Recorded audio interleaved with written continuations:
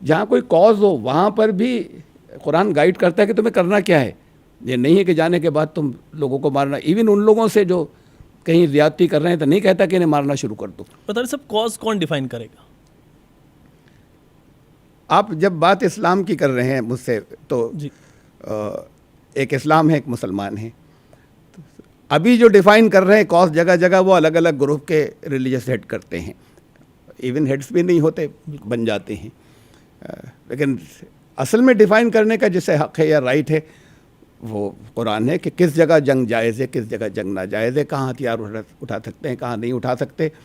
छापा मार जंग की इजाज़त नहीं देता इस्लाम, मना करता है, उसके लिए कोड ऑफ कंडक्ट रखता है। किसी भी तरह की कहता है कि ऐलान जंग अगर होगा, अगर होगी जंग ज़रूरी, जंग की कंडीशंस देता है, 3 कंडीशन हैं, चौथी कोई कंडीशन ऐसी है ही नहीं जिसके अंदर आर्म्ड स्ट्रगल हो। स्ट्रगल करें, आर्म्ड स्ट्रगल जो है सशस्त्र संघर्ष, वो सिर्फ 3 कंडीशन हैं, चौथी कोई है ही नहीं। इलाके जीतने के लिए नहीं है, अपने दीन को या मज़हब को फैलाने के लिए जंग जो है वो जायज़ नहीं है। अपना एक्सपेंशन के लिए किताब मुस्लिम स्टेट बढ़ जाएगी, इसके लिए जंग की इजाज़त नहीं है। तो वो कंडीशंस हैं।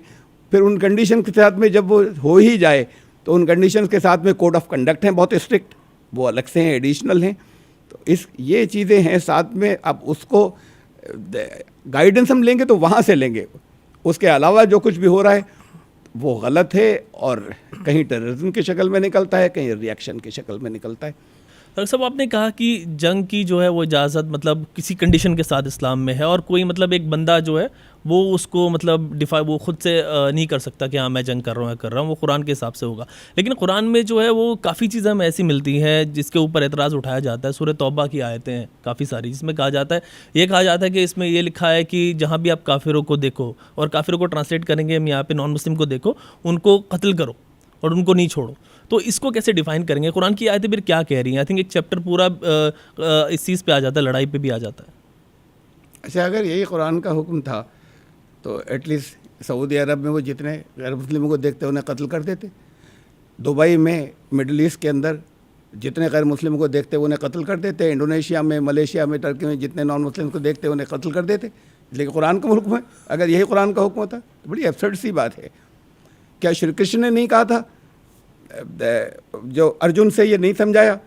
लड़ाई किससे हो रही थी? भाइयों से, कि इस वक्त तुम्हें अपने भाइयों से लड़ना तुम्हारा धर्म है, इस वक्त हटोगे तो अधर्म हो जाएगा। और वो कह रहे थे कि हम अपना राइट छोड़ देंगे, हक छोड़ देंगे, हम चले जाएंगे। तो उन्होंने समझाया कि नहीं, इस वक्त वो अधर्म हो जाएगा और इस वक्त लड़ना तुम्हारा धर्म है। तो कुछ सिचुएशन ऐसी होती हैं जिसमें लड़ाई या जंग ज़रूरी हो जाती है। उन कंडीशन से अलग जंग जो है वो किसी तरीके से इजाज़त नहीं है या जायज़ नहीं। हुई है हिस्ट्री के अंदर, मुसलमानों ने की हैं, इलाके जीतने के लिए की हैं, कुरान उसकी इजाज़त नहीं देता। जो 3 कंडीशन रखी हैं सिर्फ, वो कंडीशंस जो हैं, नंबर 1 इन डिफेंस। मुझे कुछ कहने की ज़रूरत ही नहीं, कुरान की आयत भी कोट करने की ज़रूरत नहीं, सारी दुनिया मानती है कि इन डिफेंस कोई हमला करे तो सूरह हज के अंदर कहा, बताया कि आयत नंबर 40 के अंदर के भाई कोई हमला करे, अब तुम्हें लदीना युकातलूना बिअन्नहुम ज़ुलिमू, तुम्हारे साथ ज़्यादती हुई है तो अब तुम्हें इजाज़त दी जाती है कि तुम अब जंग कर सकते हो। ये है परमिशन। खाली परमिशन नहीं है, कुछ वो हिस्से हैं कि जहाँ पर हुक्म है कि जाकर लड़ते क्यों नहीं। अगर मास स्केल के ऊपर कहीं किसी को सप्रेस किया जा रहा है, आबादी के साथ जुल्म हो रहा है, बड़े स्केल के ऊपर लोग चीख रहे हैं, चिल्ला रहे हैं, सूरह निसा है 4th सूरत, आयत नंबर 75, मा लकुम अल्ला तुक़ातिलूना फ़ी सबीलिल्लाह वल यस्तज़फ़ूना मिनर रिजाल वन निसाए वल विल्दान यक़ूलून रब्बना अख़रिजना मिन हाज़िल क़रियति अहलुहा वजअलना मिन लदुनका वलिय्यन वजअलना मिन लदुनका नसीरा। तुम्हें क्या हो गया अल्लाह के रास्ते में उन लोगों के लिए जाकर लड़ते नहीं जो चिल्ला रहे हैं, चीख रहे हैं कि कोई तो हमारी मदद के लिए ईश्वर भेज दे। तो तुम अल्लाह के रास्ते में जाने के बाद जंग क्यों नहीं करते उन लोगों से जिन्होंने उनको कुचल रखा है? तो सिर्फ इस कंडीशन के अंदर एग्रेसिव वार है कि जाकर उस जुल्म को ख़ात्मे के लिए, जालिम का हाथ रोकने के लिए। एक तीसरी कंडीशन है, इस्लाम एग्रीमेंट्स को बहुत अहमियत देता है, मुआहदों को। किसी से एग्रीमेंट किया है तो हर कीमत पर वो पूरा करना है, ये बहुत जगह पर बहुत ताकीद है। तो अगर किसी कौम से, किसी नेशन से कोई एग्रीमेंट्स हैं और तो इनको तो हुक्म है कि तुम ब्रीच ऑफ एग्रीमेंट नहीं करोगे, मुआहदे नहीं तोड़ोगे। अगर उनकी तरफ से मुआहदा तोड़ा जाता है तो अब वहाँ हुक्म या परमिशन के बीच की बात है, जैसे स्थिति हो, जैसे हालात हो, लड़ना चाहो तो लड़ सकते हो, जंग कर सकते हो। ये सूरह तौबा के अंदर है।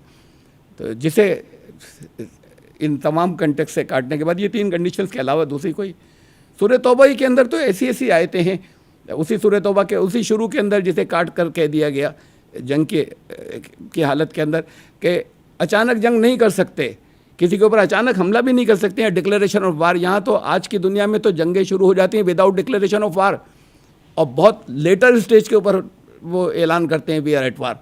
जंग तो शुरू हो चुकी होती है मालूम नहीं कब से। तो के फंसी इसमें ही है, फंसी हो फिलर्स अरबाता अशहुर। अच्छा ठीक है, 4 महीने की मोहलत। तो कुरान कह रहा है 4 महीने का नोटिस देना ज़रूरी है किसी ने का अगर ब्रीच ऑफ एग्रीमेंट है, तो मुआहदे की खिलाफ वर्दी है उसके, ताकि और ये कहा कि अगर वो तुम्हारे लिए मुआहदे के खिलाफ वर्दी करते हैं, एग्रीमेंट्स तोड़ते हैं, फम्बिज़ अलैहिम अला सवा, तो उस मुआहदे को ठीक है ओपनली तुम कैंसिल करो। उन्होंने तो खिलाफ वर्दी की है, कहना अब नहीं रहा हमारे तुम्हारे बीच में, और उस मुआहदे को उनके मुँह पर मार दो अला सवा, लेकिन बराबरी के लेवल के ऊपर। बराबरी का मतलब ये नहीं कि पहले तुमने हमला कर दिया, अटैक कर दिया अनअवेयर, ये नहीं होगा। बता दो कि अब हमारे तुम्हारे दरमियान जंग की हालत है और 4 महीने की मोहलत देनी ज़रूरी है। तो इससे ज़्यादा और जुडिशियल बात क्या होगी? सिर्फ बीच की कुछ टुकड़ा, हाँ मैदान जंग में जिसे जहाँ चाहो मारो और जिसे पकड़ो। तो क्या हमारी इंडियन आर्मी ने कभी कोई जंग नहीं की है? की है ना, और ज़रूरत पड़ेगी तो करेंगे, आगे भी करेंगे। तो फिर फौजी को क्या ऑर्डर दिया जाएगा कि अगर वो जहाँ पर जो दुश्मन मिले मारना, या ये कहा जाए कि नहीं नहीं नहीं, हाथ जोड़ के उससे कहना, गन हाथ में है तुम्हारे, हाथ जोड़ के उससे हाथ जोड़े रखना, कहना मार नहीं सकते हम भाई, जहाँ जैसे मिले उसको मारना है। तो हम फौजियों को तो यही हुक्म दिया जाएगा। तो ये बैटलफील्ड की जो इंस्ट्रक्शन है वो तो यही होंगे। Okay, आपका कहना है वो जो आयतें वो हैं बैटलफील्ड की इंस्ट्रक्शंस को वो ले आते हैं लोग जो उसको समझना नहीं चाहते, असल में वो लोग लाते हैं। वो नहीं है जो समझे नहीं, उसको जगह जगह निकाल कर छाप देते हैं और आउट ऑफ कंटेक्स्ट, और लोग बाकी अवाम बड़ी तादाद के अंदर उसे मान लेते हैं कि देखिए ये तो आयत कोट कर रहे हैं।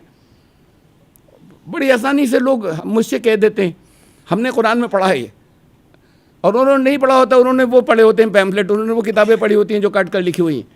कहते हैं आयत नंबर इसमें ये है, आयत नंबर इसमें ये है। अभी पूरी तो पढ़कर देखो। जंग की बातें यानी अच्छी खासी जहाँ जंग का हिस्सा है, 8वीं सूरत में भी है, सूरह तौबा में भी है, कंटिन्यूस ये दोनों मिली जुली सूरतें हैं, एक तरतीब से चल रही हैं। तो बड़े अच्छे अच्छे उसूल हैं उसके अंदर। कहा जंग की हालत के अंदर कोड ऑफ कंडक्ट की मैं बात कर रहा था, जैसे ज़ाब्ते अखलाक मैदान जंग के अंदर अगर वो कहे वह इन जनाहुल इस्सल में, अगर वो तुम्हारी तरफ सुलह का पैगाम भेजे फजना लहा, तो एक्सेप्ट कर लेना। सुलह का पैगाम दुश्मन क्यों भेजेगा जो जंग कर रहा है? ऐसी स्टेज पर भेजेगा कि जहाँ दबरा होगा या हार रहा होगा, वरना वो क्यों भेजेगा जिससे लड़ाई हो रही। तो ये तो बहुत कॉमन सेंस की बात है, क्लियर। कहा तुम कबूल कर लेना फजना ला। फिर उसमें आगे कहा कि अगली आयत के अंदर, ये सूरह नंबर 8 की आयत नंबर 61 थी, फिर 62 के अंदर कहा वहीं ये डाउट क्लियर कर दिया जो ऑब्वियस क्वेश्चन था। वहीं युरीदु वहीं यखदऊ का, इनका इरादा तुमसे तुम्हारे साथ धोखा करने का होगा। तो फ़इन्ना हस्बक अल्लाह, तुम अल्लाह पर छोड़ देना, ऐसे ही हालात होंगे तुम्हारे लिए, अल्लाह काफ़ी हो जाएगा। लेकिन सुलह से पीछे मत हटना अमन के लिए। तो मैदान जंग के अंदर की कुरान तो ये बात कर रहा है। कुरान सूरह तौबा की जिसकी आप बात कर रहे हैं उसके अंदर चूँकि मैदान जंग की बात है, वहीं नहादु मिनल मुशरिकीन इस्तजारा का, इनमें से जिनसे जंग हो रही है अगर कोई तुमसे अमान मांगे, तो दुश्मन में से कोई, दुश्मन के फ़ौजियों में से कोई फाजिर हो तो उसको देना होगा तुम्हें अमान। ये नहीं कि फिर उसको मार दो। जो सरेंडर करके तुमसे अमान मांग रहा है उसको नहीं मार सकते। हत्ता यस्मा कलामुल्लाह सुम्मा अबलिगहु मअमनहु, उस वक्त तक जब तक वो तुम्हारी फ़िलासफ़ी को कि क्यों जंग हो रही थी, तुम्हारी बात को समझ न ले, जैसे अल्लाह के कलाम को सुन नहीं ले ठीक से, उसको समझाओ। लाने के बाद ऐसे ही नहीं है कि उसने मांगी थी, लाने के बाद आपने बंद कर दिया। उन्हें अपनी बात समझाओ कि हम क्या बिलीव करते हैं, क्या हमारा निज़ाम है, जब तक वो अल्लाह का कलाम। सुम्मा अबलिगहु मअमनहु, फिर जहाँ पर वो अपने आप को सिक्योर फील करे पहले वहाँ पहुँचाओ। यानी ऐसा नहीं हो कि वो फोर्स के अंदर ज़बरदस्ती वो कहे कि हाँ इनके रहम करम के ऊपर है, अब जो कहेंगे मानना पड़ेगा। पहले वहाँ पहुँचाओ। ज़ालिका बिअन्नहुम कौमुन ला यअलमून, ये वो लोग हैं जो इल्म नहीं रखने वाले लोग हैं, ये इस वजह से कहा जा रहा है। अब अगर वो वापस दुश्मनों में जाना चाहे वहाँ सिक्योर, तो फिर वहीं वापस कर दो। तुम्हारे जिस किसी जगह जहाँ तुम्हारा प्रेशर नहीं हो, ऐसी जगह पहुँचाओ उसको, उसके अमन की जगह उसे पहुँचाओ। तो ये सूरह तौबा के अंदर है, तो जंग के बीच की बात हो रही है। तो ये कोड ऑफ कंडक्ट्स हैं जो कुरान देता है बीच में। Code of conducts prophet Muhammad सल्लल्लाहु अलैहि वसल्लम ने दिए। कोड ऑफ कंडक्ट जगह जगह वो आयत जो कोट की जाती हैं, सूरह बकरा की आयत नंबर 190 से 190 से 193, सूरह नंबर 2, उसमें हर आयत के अंदर कोड ऑफ कंडक्ट आया है। फ़ैन तो हो, लेकिन वो जो गड़बड़ कर रहे थे, जो तुम्हारे ऊपर हमला करने आए थे, वो बाद आ जाएं, अपनी शरारतों से बाद आने की बात करें, तो फला उद्वान इल्ला अला ज़ालिमीन, जंग बंद कर देनी है, फिर कोई क्लैश नहीं, कोई टकराव नहीं। मैंने बीच जंग के अंदर भी इस तरह के अगर वो सलाह के, ये कोड ऑफ कंडक्ट तो जगह जगह बीच में मौजूद हैं। सूरह तौबा वो सूरत है जिसके अंदर ये थर्ड कंडीशन दी गई है कि उन्होंने मुआहदे तोड़े थे, तो उनका इनको 4 महीने के मोहलत दो, फिर ये जहाँ मिले फिर मत छोड़ना, इनके साथ जंग है।